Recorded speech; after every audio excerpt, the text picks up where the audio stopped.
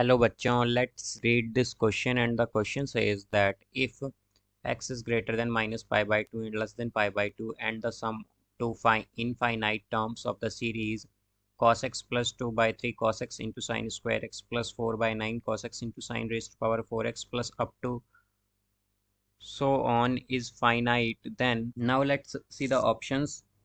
Option A, x belongs to minus pi by 3 comma pi by 3. Option B, x belongs to minus pi by 2 comma pi by 2.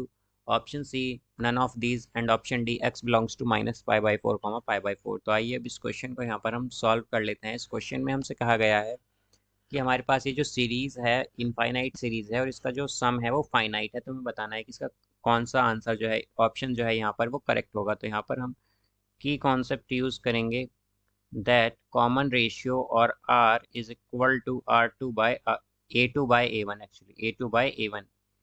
तो यहाँ से अगर हम देखें तो a2 का मतलब होता है सेकेंड टर्म और a1 का मतलब होता है फर्स्ट टर्म। तो कॉमन रेशियो यानी कि r क्या आ जाएगा, 2/3 cos x into sine square x by cos x। तो ये हो जाएगा हमारे पास 2/3 साइन स्क्वेयर एक्स, ये क्या आएगा r, यानी कि कॉमन रेशियो।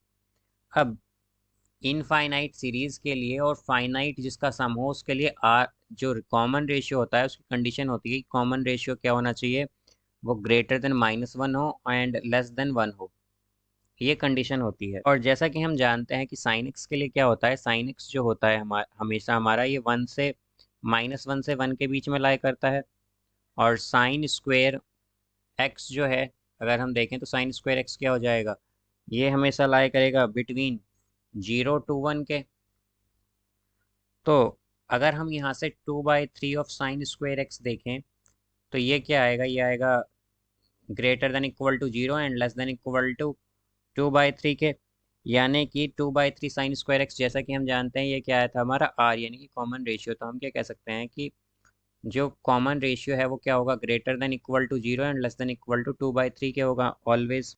तो 2/3 का मतलब क्या है कि 1 से लेस देन है, यानी कि हम क्या कहेंगे कि r हमेशा हमारा क्या होगा, लेस देन 1 होगा यहाँ पर, बिकॉज 2/3 लेस देन 1 है तो r हमेशा हमारा लेस देन 1 होगा। तो बेसिकली ये क्या है, एक फाइनाइट वो होगा हमारे पास। और जैसा कि हम जानते हैं कि हमारे पास साइन जो है वो -π/2 से π/2 के बीच में क्या आएगा, ये हमेशा -1 से 1 के बीच में ही रहेगा। तो हम क्या कह सकते हैं कि हमारी ये जो गिवन x की वैल्यू है -π/2 से π/2, ये इन सभी वैल्यूज़ पर हमारे पास जो सम आएगा वो क्या आएगा, फाइनाइट आएगा।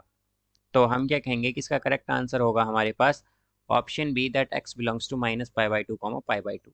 सो I hope you understood it well. Best of luck, thank you.